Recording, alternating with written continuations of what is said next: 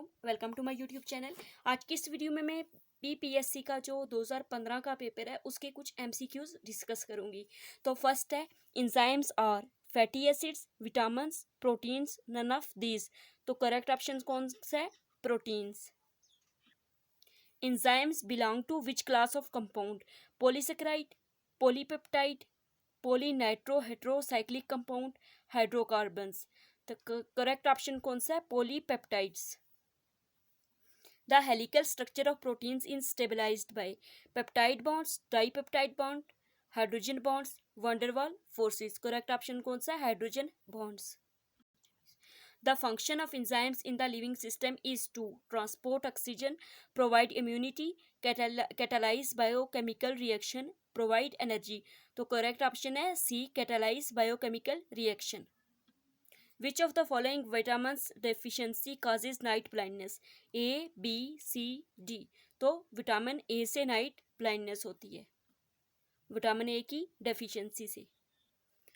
Which of the following is an example of zwitterine? Aniline, glycine hydrochloride, both A and B, none. तो correct option है aniline. What does IR spectroscopy allow us to determine? The number of carbons in a compound, the kind of bond in a compound, the molecular formula of a compound, the carbon-hydrogen framework of a compound. तो IR spectroscopy से हम determine करते हैं कि किसी compound में किस किस्म का bond present है। तो correct option है B, the kind of bond in a compound. Mesh gas contains CO, H2S, CH4, C2H4. तो करेक्ट ऑप्शन कौन सा है? C, CH4. Which of the solvent is the best to use when taking IR spectrum? CCl4, methanol, water, ethanol. तो IR spectrum के लिए जो best solvent है वो कार्बन टेट्राक्लोराइड है। तो करेक्ट ऑप्शन ये है. The strong peak between 1700 and 1760 per centimeter in an IR spectrum most likely indicates the presence of alkene, the presence of an alkyne, the presence of a saturated compound, the presence of a carbonyl compound. तो ये जो spectrum में ये वाली peaks जब आती हैं 1700 से 1760 पर सेंटीमीटर तक, तो ये हमें बता रहा होता है कि ये स्पेक्ट्रम किसका है? कार्बोनिल कंपाउंड का है, the presence of a carbonyl compound. What type of radiations used in NMR spectroscopy? NMR spectroscopy में किस तरह की radiations यूज की जाती हैं? Visible light, ultraviolet light, radio waves, microwaves. तो करेक्ट ऑप्शन है radio waves. Experimental evidence for the existence of atomic nucleus comes from Milken oil drop method, atomic absorption, spectroscopy, the magnetic bending of cathode rays, alpha scattering by a thin metal foil. तो correct option ये वाला है D, alpha scattering by thin metal foil. Which of the following is false in case of an electron? It is a particle. तो electron as a particle और wave दोनों तरह की properties show करता है, ठीक है. तो ये दोनों ऑप्शन तो नहीं हो सकते. It's motion is affected by magnetic field, magnetic field की मोशन भी अफेक्टेड होती है, ठीक है. इलेक्ट्रॉन की मोशन अफेक्ट करती है मैग्नेटिक फील्ड से. तो फॉल्स ऑप्शन हो गया ये वाला, it emit energy while moving in an orbit. Which of the following is a whole number? Atomic weight, atomic number, atomic radius, equivalent weight. तो correct option है atomic number. Electronic configuration of M positive 2 ion is 2 8 14. अच्छा, एक metal है, ठीक है, atom है, उसमें जो पॉजिटिव 2 है, ठीक है, उस पे चार्ज. तो इसका मतलब है उसमें से 2 इलेक्ट्रॉन्स लूज हुए में. तो ये इलेक्ट्रॉनिक कन्फिग्रेशन उसकी दी हुई है 2 8 और 14.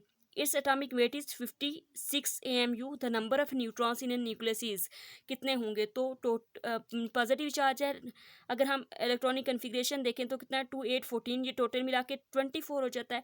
+2, इसका मतलब है +2 इसमें से रिमूव हुए में, ठीक है. तो +2 ऐड करेंगे तो इसका एटॉमिक नंबर कितना है? 26 है.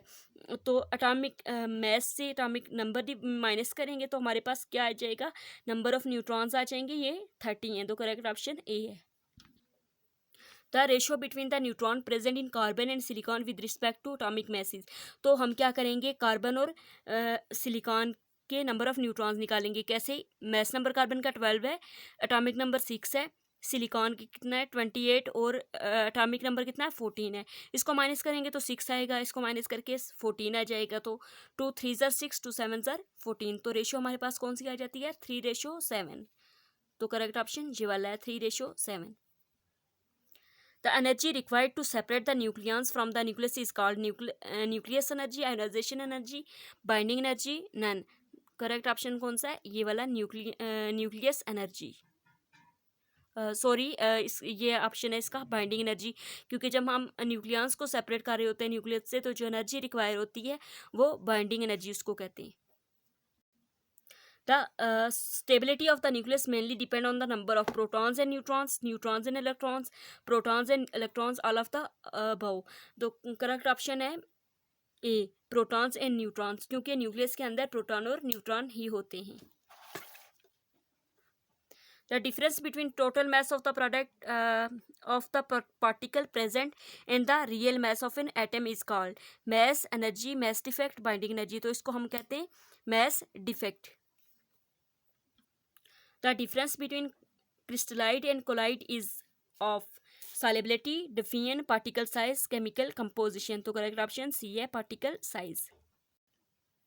A liquid is found to scatter a beam of light but leaves no residue when passed through filter paper. This liquid can be described as true solution, colloidal solution, suspension, oil। Correct option कौन सा है B colloidal solution।